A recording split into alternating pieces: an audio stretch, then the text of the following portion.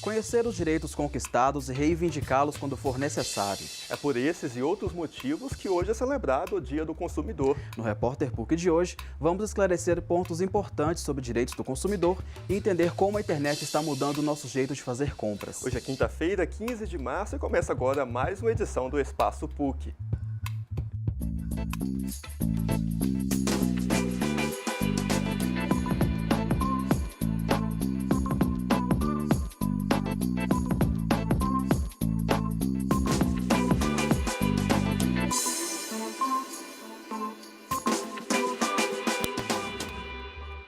Seja pela comodidade ou pela praticidade, a internet está tirando das ruas o consumidor que antes passava horas caminhando nas ruas atrás de um produto. O comércio eletrônico, ou e-commerce, tem estimulado as empresas a repensar suas estratégias de venda e descobrir como se adaptar ao cliente que prefere comprar no conforto de casa. A Anne Guimarães foi às ruas descobrir quais são as principais preferências e queixas dos consumidores e também como agir em situações de golpes. Confira na reportagem.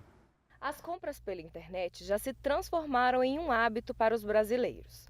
Além de ser fácil o acesso aos produtos pela rede, também é possível encontrar preços mais acessíveis. O tempo é bem reduzido, eu simplesmente entro no site, escolho o que eu quero e pronto.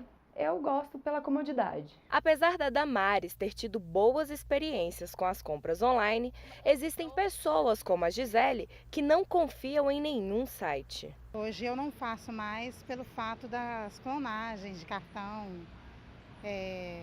Já fui lesada por isso, então eu cancelei. Quando acontece esses casos, nós orientamos o consumidor imediatamente a fazer um boletim de ocorrência na delegacia de polícia, porque se trata de um crime contra o consumidor, o crime de estelionato. De acordo com o Procon de Minas Gerais, em 2015 foram 1.232 reclamações referentes a produtos ou serviços contratados por comércio eletrônico.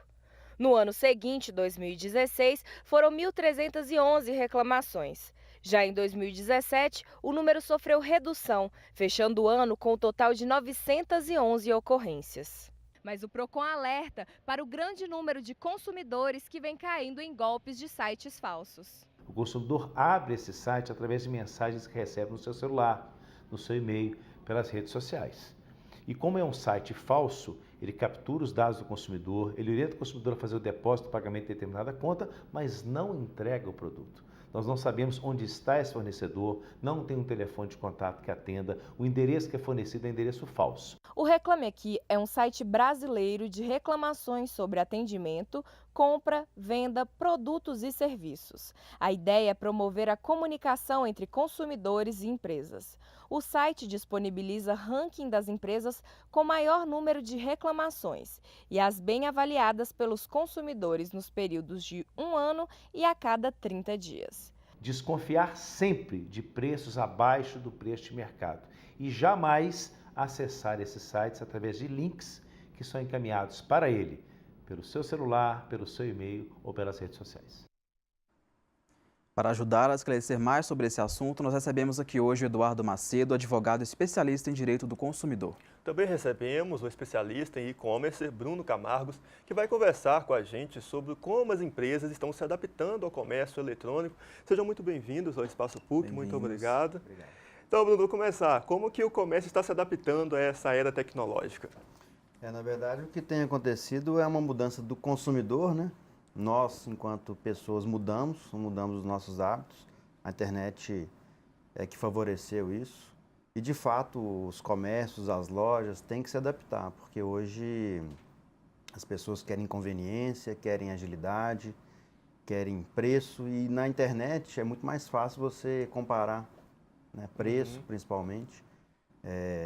Há um tempo atrás, você entrava numa loja física, numa rua, via o preço. Para você comparar aquele preço, você tinha que fazer o quê? Ir para outra loja. Então você tinha esse deslocamento. Tinha que gastar um tempo para isso, exatamente. Né? Sair de casa. Sair de casa, pesquisar. Então muitas vezes você comprava até um pouco mais caro pela conveniência de estar ali naquele local.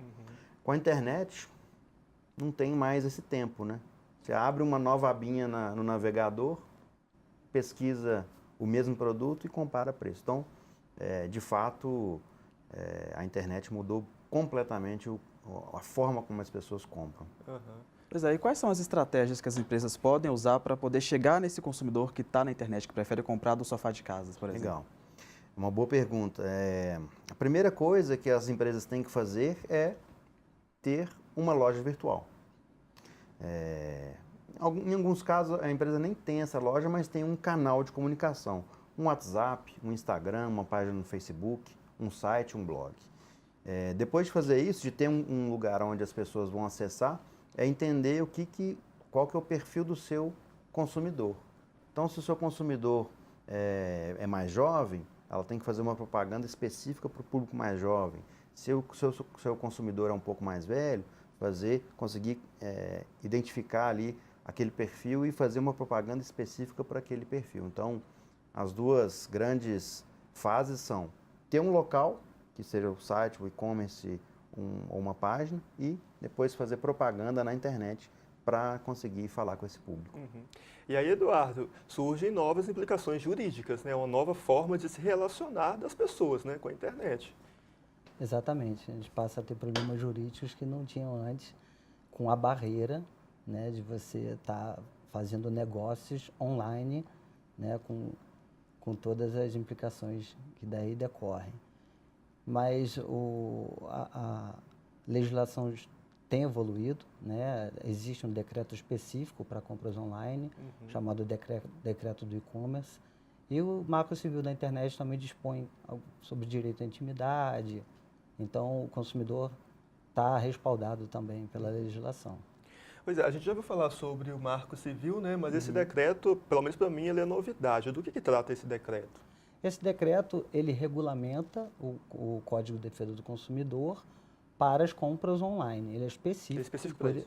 Ele tem esse apelido de decreto e-commerce. Não é um nome legal, mas é o decreto 7962 de 2013. Tá? E aí ele começa dispondo sobre a clareza das informações. O fornecedor tem que estar devidamente identificado, o endereço, o CNPJ, ou CPF, se for uma pessoa física.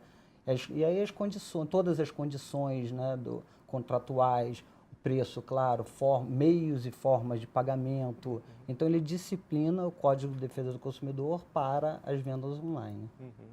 E você acha que os consumidores eles estão atentos aos direitos que eles têm? Você recebe muitos casos de pessoas que estão processando alguma empresa, mas na verdade ela não sabia que ela tinha algum direito que é pouco divulgado? Olha, o Código de Defesa do Consumidor vai fazer 30 anos, né? Ele é de 1990. Eu acredito que as pessoas já estejam muito maduras. Às vezes até acham que tem certos direitos que não têm. Mas como alguns direitos que talvez saibam, mas exercitam pouco, eu posso mencionar o direito à troca de um produto por outro inferior mediante a devolução do preço. Ele comprou um produto defeituoso ou se arrependeu nas hipóteses em que é permitido o direito a arrependimento, né, quando a compra não é presencial, e ele quer trocar, ou por igual, não, né, não na hipótese igual, mas normalmente ele acaba adquirindo um superior mediante a complementação do preço. Mas ele também tem direito a adquirir um inferior mediante a devolução. Essa é uma modalidade, por exemplo, que eu raramente, até na minha presença, na minha experiência comum, não vejo amigos, enfim, familiares exercitarem, mas é um direito assegurado no Código de Defesa do Consumidor. Ô Bruno, e aí é muito importante as empresas se atentarem a essas questões jurídicas, né, essas questões do direito do consumidor, até porque se desrespeita o consumidor não volta mais, né? Exatamente. Esse decreto do e-commerce, que alguns chamam de decreto do e-commerce, outros de lei do e-commerce, ela de fato teve uma implicação, inclusive nas empresas que desenvolvem plataformas. Antes de 2013, essas informações como CNPJ, endereço da loja, ficavam meio escondidinhas. Depois desse decreto, em que de fato isso foi regulamentado, isso tem que ficar visível. Então, como é que eu devo devolver o produto? Tem que ter lá uma página específica falando como é que é a forma de devolução. Qual que é o endereço, as formas de contato com essa empresa. Então, antes de 2013, existiam plataformas de e-commerce, né, que não deixavam isso muito claro. Então, de fato, a parte jurídica teve um impacto muito claro, assim, muito direto nos e-commerces. Né? Sim. O direito ao arrependimento, por exemplo, né? Sim. O consumidor, como não tem contato com aquele produto no momento da compra, ele tem direito de se arrepender 7 dias após o recebimento, ele fazer a devolução mediante o cancelamento da compra às expensas do fornecedor. Ah, que legal, eu não sabia disso, é bem curioso, né? E E é uma resguarda, né, a pessoa que compra, porque se chega, você não superou suas expectativas, não atendeu as suas expectativas, como é que você faz? O que você faz com aquilo? É exatamente isso que a lei visa resguardar, a expectativa do consumidor. Pois é. A gente pode dizer que a internet traz mais riscos de compra, risco da pessoa ser enganada, risco da pessoa entrar em site fraudulento do que, por exemplo, em compras presenciais? Olha, sim. Acho que sim, não. Depende. Mas eu acho que o problema do risco na internet é a questão que a gente viu ali no VT, a questão dos links que não são os links oficiais. Então, muitas vezes a gente recebe um e-mail, que é um e-mail fraudulento, clica naquele link, cai numa página e ali você acha que você está na página de um e-commerce e na verdade não é. E isso é mais fácil de se fazer do que, por exemplo, fraudar uma máquina de cartão de crédito dentro de uma loja física. Então, por esse viés, concordo. Agora, a internet ela tem também vantagens que ela, na loja física não tem. Né? Essa questão da comodidade, a questão do arrependimento, eu acho que tem que ser tratado como uma vantagem. E até um caso curioso. Em alguns casos, empresas pegam esse direito do arrependimento de 7 dias e estendem ele. Que legal, bacana. Tem uma loja virtual nos Estados Unidos que te dá o direito de devolver o tênis que você comprou, o sapato, em até 1 ano. Então elas acabam transformando esse direito como algo positivo. De marca, para né? aquecer as vendas, É verdade. Para aquecer as vendas. E estimula as pessoas a comprarem. Exatamente. Pois é, no próximo bloco a gente continua essa conversa, porque a gente vai para o intervalo, mas daqui a pouquinho a gente está de volta, não sai daí.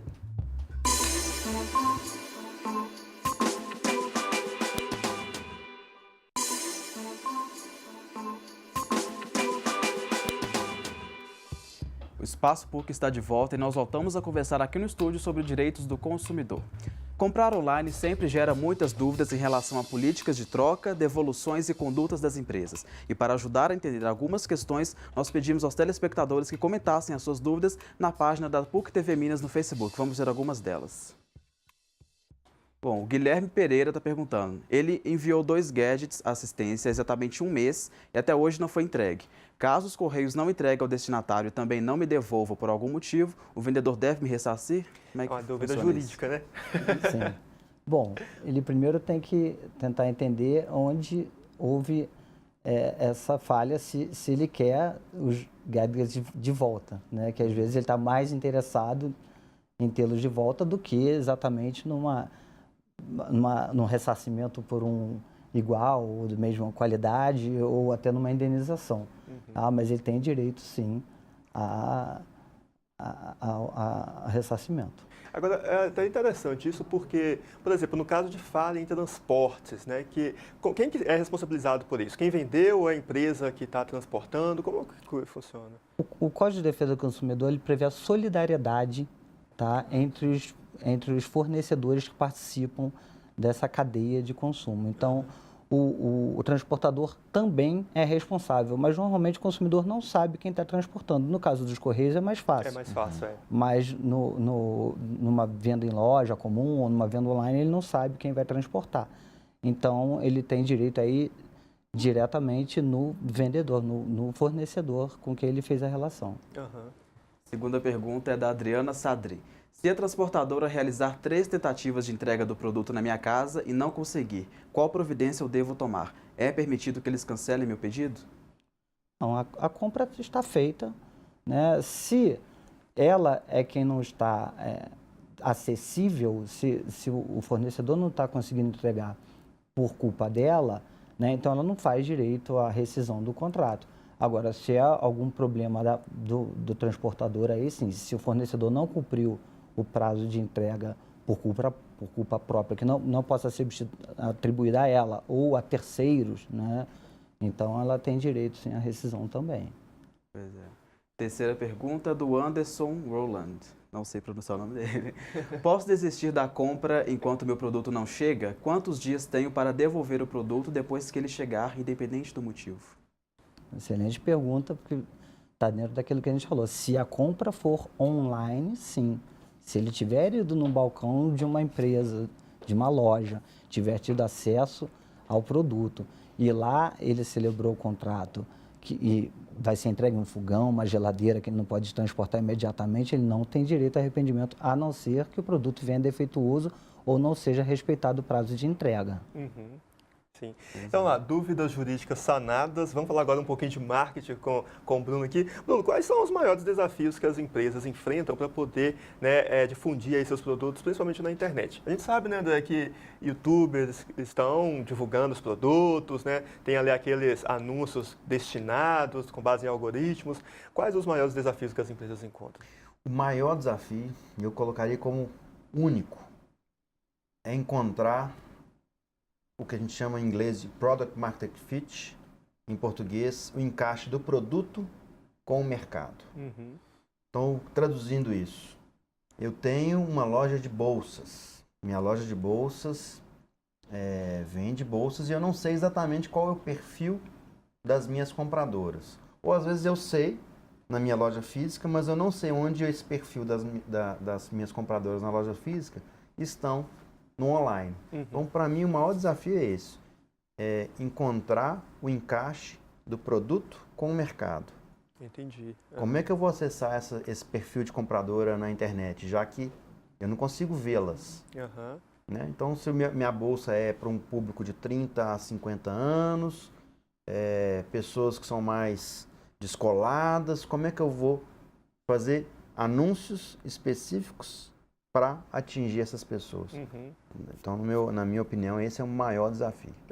E como que as agências de marketing digital elas têm acesso a esses perfis? Assim? Como é que funciona essa distribuição de conhecimento? Legal. No Facebook, por exemplo, quando você se cadastra, você vai curtindo páginas, você fala lá se você é solteiro, se você é casado, se você é divorciado, que você gosta dessa marca, então você vai deixando rastros no Facebook. Então isso é muito fácil de conseguir. No Instagram também. Já no Google, não. No Google a gente não deixa tantos rastros. Porque no Google, quando você vai fazer um anúncio, na verdade o que você está fazendo é, a pessoa digitou lá bolsa feminina e eu vou expor o anúncio para qualquer pessoa, não tem muito perfil. Então a maior estratégia é conseguir casar a parte que a gente consegue tangibilizar no Facebook com a intenção de compra no Google. Cruzando isso, aí sim você começa a atingir esse público específico. Eduardo, então já que a gente está falando de anúncio, propaganda enganosa também é um problemão, né? O consumidor tem direito a informações claras e precisas. Pois é, isso é muito importante. As pessoas têm que estar sempre atentas a isso, né? Se chegou na loja ou até mesmo no site, não encontrou aquilo que foi anunciado, é muito importante procurar aí os direitos. Aliás, o que a pessoa deve fazer, né? Cheguei lá no site, estava anunciado um produto com determinado preço, esse preço não é aquele mais que foi anunciado. Quais os caminhos que eu devo seguir? Primeiro a gente tem que analisar se na oferta havia alguma ressalva quanto à disponibilidade de estoque, né? Porque e isso é um dever, tá? Pelo decreto. Decreto do e-commerce, esse é um dos deveres que cabe à plataforma. Então, se esgotou o estoque, realmente o consumidor não tem nenhum direito. Mas se é uma propaganda enganosa, né, se tem um anúncio legítimo daquele, não uma fraude, mas um anúncio legítimo de um fornecedor, você vai para a página oficial dele, as condições são diferentes, ele tem direito a procurar os órgãos de defesa do consumidor para que faça prevalecer a oferta. A oferta vincula o fornecedor. Sim. Pois é, uma coisa que é muito comum é as pessoas comprarem através do Instagram, né? Seja peças de vestuário, nessa época da Páscoa, chocolates, pessoas anunciam no Instagram. O Código de Defesa do Consumidor, ele abrange também esses vendedores autônomos e informais? Como é que funciona? Sim, o Código de Defesa do Consumidor não considera fornecedor apenas aqueles regularmente constituídos. Todos aqueles que exercem, né, uma atividade de fornecimento de produtos ou serviços são considerados fornecedores para fins da lei. É claro que quando você fala em responsabilização de um anônimo, é muito mais, né, difícil você conseguir realmente atingir, né, a sua vontade do que uma empresa regularmente constituída, né, notória, por aí vai. Bruno, você que é especialista em e-commerce, como é que é o trabalho de vocês? Uma curiosidade, como é que é o trabalho de vocês? É orientação a empresas? Como é que funciona? A gente trabalha da seguinte forma, a gente primeiro entende esse mercado, uma vez entendido esse mercado, a gente orienta ou ajuda o cliente a definir o que ele vai vender. Tendo definido isso, a gente desenvolve a plataforma, que é o site onde a pessoa vai comprar. E uma vez essa plataforma pronta, a gente entra com o marketing digital, que é as técnicas, né, as funções de marketing para auxiliar para que essa loja venda.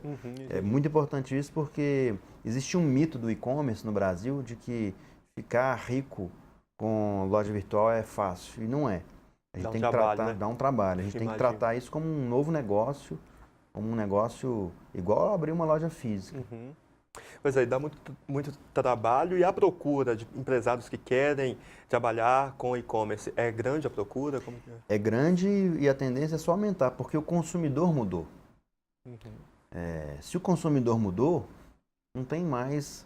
As marcas perdem o poder de decisão, muitas vezes, de não vou ter um e-commerce. Muitas vezes até fazem, mas estão perdendo uma grande fatia do mercado. Porque se o consumidor mudou, a gente tem que se adequar a ele. Você diria, então, que no caso, as empresas, no caso as físicas, né, ao invés de migrar para o e-commerce diretamente, ficarem só lá, o ideal seria ficar nos dois, né? Exatamente, essa é a maior tendência. No último simpósio americano sobre vendas, e aí vendas, a gente está falando de vendas online e vendas offline, ficou muito claro que a tendência é: se você tem uma loja física, abra um e-commerce. Se você só tem um e-commerce, abra uma loja física. E a gente vê isso, marcas fazendo isso, né? A Netshoes, que começou só online, abrindo pequenas lojas físicas para as pessoas experimentarem seus produtos. E empresas que eram tradicionalmente só físicas, abrindo seus e-commerce também. Nosso tempo já está acabando aqui, Eduardo, Bruno. Alguma dica para quem está assistindo a gente, que quer fazer uma compra pela internet, que nunca fez, ou quem já faz, enfim, quais os cuidados devem ser tomados? Bom, começando pela parte do direito, né, que o consumidor veja se a empresa está devidamente identificada, se tem o endereço dela, se tem os canais de atendimento para caso haja algum problema no curso da venda, né, a lei determina que tenha alguma das formas, ou por chat, ou por telefone, ou até mesmo por e-mail. Então, que ele se cerque desses cuidados primeiro, antes de concretizar a venda, a compra. Bruno? Bom, para as empresas, não percam a chance de ter uma loja virtual. Isso é uma tendência. Para os consumidores, pesquise muito. O Reclame Aqui é um site muito bom para a gente olhar esses sinais negativos. Então, eu diria que é isso. Vá no Reclame Aqui, vá nas redes sociais. Mandou um e-mail para a empresa, não respondeu, opa, tem alguma coisa errada. A pesquisa de reputação realmente é uma excelente dica. Importante, né? Gente, muito obrigado pelas dicas, né? Muito obrigado, muito esclarecedores, muito bom papo. Obrigado. Amanhã, dia do Espaço CUT, vamos levantar, né, para a gente poder ir ali no telão falar com a Anne. A Anne é apresentadora do Espaço CUT. Amanhã tem Espaço CUT, ela vai trazer para a gente as novidades de amanhã. Então, Anne, boa tarde, o que você traz para a gente aí? Boa tarde, Tomás. Boa tarde, André. Você sabia, Tomás, que semana que vem é o Dia Universal do Teatro?